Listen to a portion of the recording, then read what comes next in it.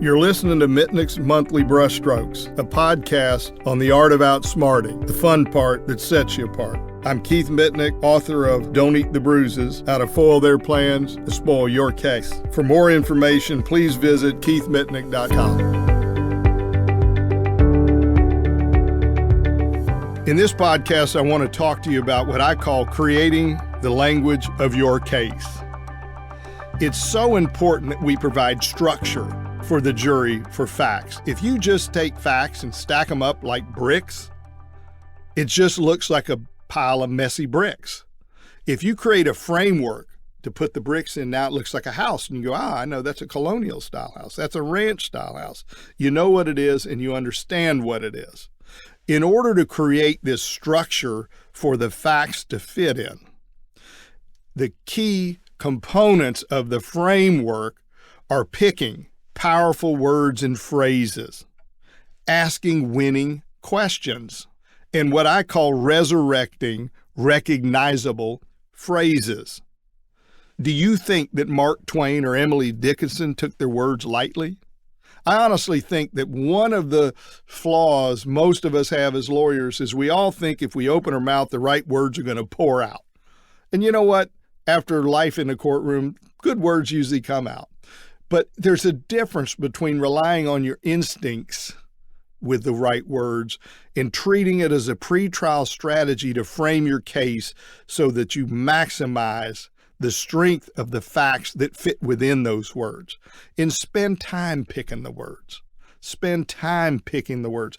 Go to the thesaurus and start hunting. You know what? That sounds like a good word. Next thing you know, in a thesaurus, you find a better word.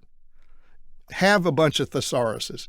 Dig in deep looking for exactly what I want. And be careful. I don't want to pick a word that backfires and the defense says he's absolutely right. The case is about X, Y, and Z, and then you get beaten with it. Look at the downside. Spend time working on it. One of my favorite sayings is from Mark Twain, and he says the difference between the almost right word and the right word is a really large matter. It's the difference between the lightning bug and the lightning. And he also said that thunder is good, thunder is impressive, but it is lightning that does the work. And the idea here is to create a kind of electricity rather than just rumbling, and we want to use bolts, not bugs, to get our point across.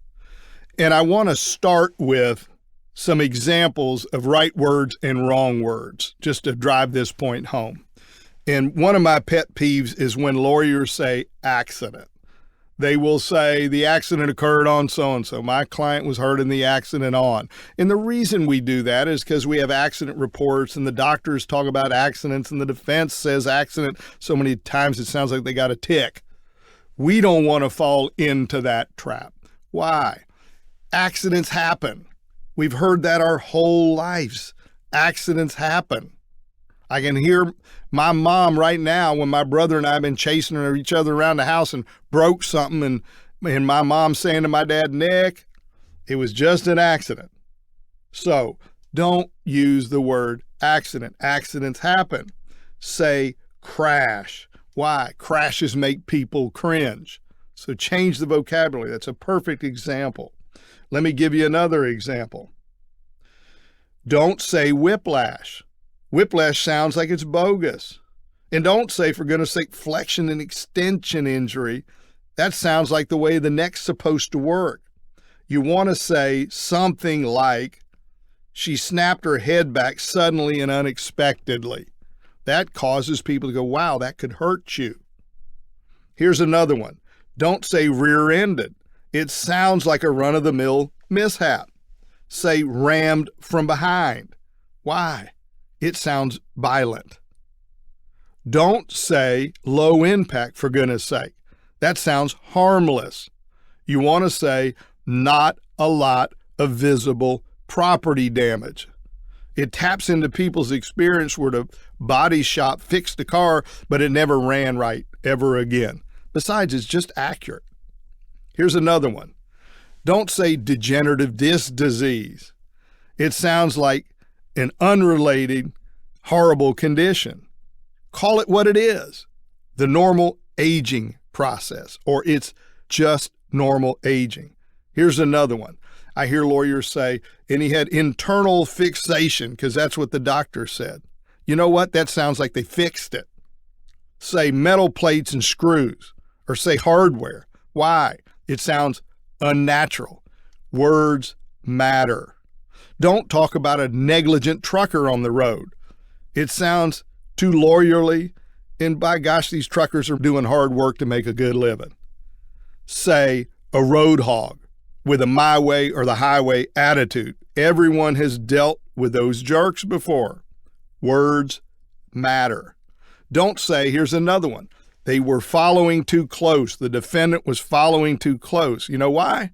It happens every day in rush hour traffic, and the jurors all have followed too closely and probably will that day. What do you say instead? Say tailgating or riding their bumper. Why? It makes people's blood boil. We've all had that person riding your bumper, and you're looking in the rear view mirror shooting daggers at them. Here's another one. Don't say driving too fast for conditions. Everyone has done it. Say it was pouring and she was barreling full speed ahead. It sounds reckless.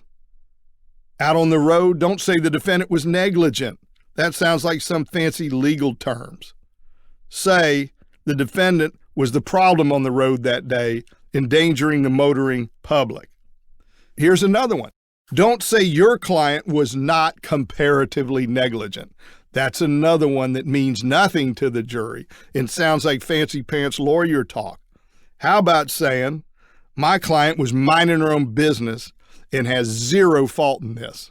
Zero.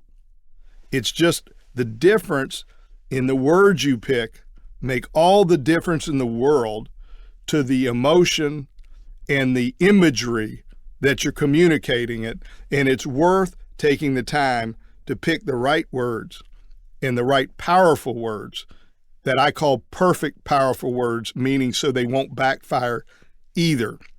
So please take the time to pick powerful words. It's worth the time and worth the effort. It makes all the difference. And in the next podcast, we're going to talk about other parts of creating the language of your case, including things like resurrecting recognizable phrases and asking winning questions. Thank you.